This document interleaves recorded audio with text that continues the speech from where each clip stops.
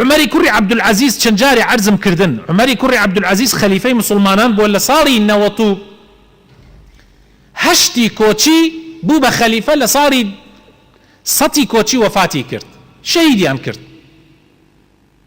ئەم پیاوە بەڕێزە کە بوو بە خەلیفەی مسلمانان، پێش ئەوە زۆر کەسێکی وەکو بڵێ وەکو ئەو خەڵکە ئەژیا و زیاتریش حەزی لە ماڵی دنیا ئەکرد، جوانترین کەلوپەلی ئەکردە بەر، حتا خێزانەکەی ئەڵێ جوانترین عەتر، جوانترین بۆن خۆشترین عەتر، جوانترین کەلوپەل عومەرەی کردە بەر. بەڵام کە بوو بە خەلیفەی مسلمانان، لەو ڕۆژەوە بوو بە خەلیفەی مسلمانان، یەکەم شەرتی لەگەڵ خێزانەکەی ئەوە بوو هەرچی ئاڵتونی هەیە ئەبێ بیخاتە بەیتولمال، وەخۆی حەسابی فەقیرترین کەس لە مسلمانان ئەکرد. ئەم پیاوە بەڕێزە کاتێ ئیشوکاری شەوان کاتێ دائەنشت، ئەگەر ئیشوکاری حکومەت و دەوڵەتی بواە ئەڕۆی چراکەی ئەو چرایەی دائەگرسان کە لە پارەی بەیتولمال نەوتی تێکرێ، زەیتی تێکرێ و کاتە زەیت بوو، ئەو لەمپەیەی دائەگرسان. بەڵام ئەگەر ئیشوکار نەمایە، ئەگەر میوانیشی بواە لە مەجلیسەکەی شیادا بنشتان فوویەکی ئەکرد لێی، ئەیتر ئەڕۆی چرایەکی دائەگرسان کە لە مەعاشەکەی خۆی وەریگرێ بێ زیادە، چونکە ئەویت ئەوە من ئیشی دەوڵەت بوو، ئەوە تەواو ئیشی خۆم ئاوایە.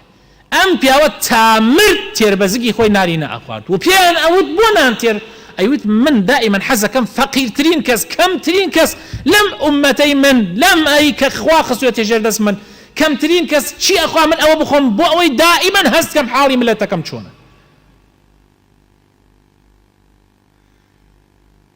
لە سەردەمی یەکێک هەر لە سەردەمی پێغەمبەر صلی الله عليه وسلم، پێغەمبەری خوا ئەسحابەیەکی نان بۆ خەیبەر، یەهود لە ژێردەستی یەهودیەکانە بوو خەیبەر. ئەو کاتە پێغەمبەر صلی الله عليه وسلم معاملەیەکی لەگەڵیانە کردبوو کەوا ئەوان لەسەری ئیش بکەن بە دوو کوتێکی بدێرن بۆ بەیتولمالی مسلمانان بۆ خۆیانیش بمێننەوە. یعنی یەهود لە وڵاتی ئیسلامە ئەژیا و باشترین ژیانیشی ئەبوو وەکو مسلمانان.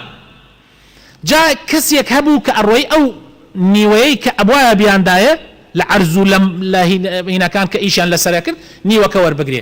کاتێ چوو کابرا، یەهودیەکان بڕی ئاڵتون و ماڵتونی ژنەکانیان کۆ کردو و دایان پێی وتیان چاوێکت لێمان بێ. یعنی مەسەلەن بۆ نمونە ئەگەر دار خورماکەی 100 تەن خورمای بووە لە جاتیەوەی 50 بنێرێ بۆ دەوڵەت بۆ خەزینەی، ئەویت چاوێکت لێمان بێ، بڕی ئاڵتونی پێ ئەدا و ئەویت حەسابی مەسەلەن بۆ نمونە 70 بکە، 70 تەن بکە، 35 بۆ يعني رشوة.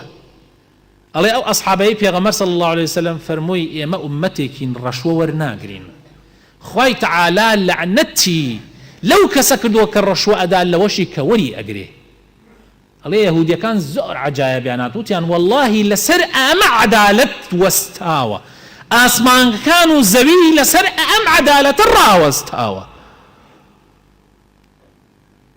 موظفي مسلمان أبي آوابي، نەک مۆزەفی مسلمان دائیرەیەک لە ژێر دەستیا بێ حەراجیکە، نەک خەزێنەیەک وەزارەتێ لە ژێر دەستیا بێ دوای ئەوە دوای 4 ساڵەکەی خۆی خەزێنە مفلیس بێ.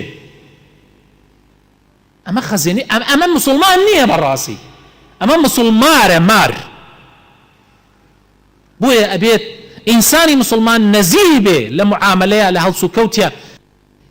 عەقدی کابرای پەرلەمان ئەبێ لەخوا بترسی، كابراي وزير كتو بوزيري تقاعد أبي لخوا بترسي، كابراي موظف أبي مدير عام، أبي رئيس، أبي لخوا بترسن، أبي نزيه بن أو باريس زورك بمعاش بوتان براوته والله زور لحد يخوي زيادة أيضا لخوا بترسن بزيتان بملتها بيته، بزيتان بمخلقها بيته، باخ حالي خلق نقات أم حدا والله تنها أو معاش زيادانا كبملا بولا دراوة بأمو أو بس أوانا كو بكريتو توزيع بكري بشي صالي معاشي أم خلق فقير وهجارك.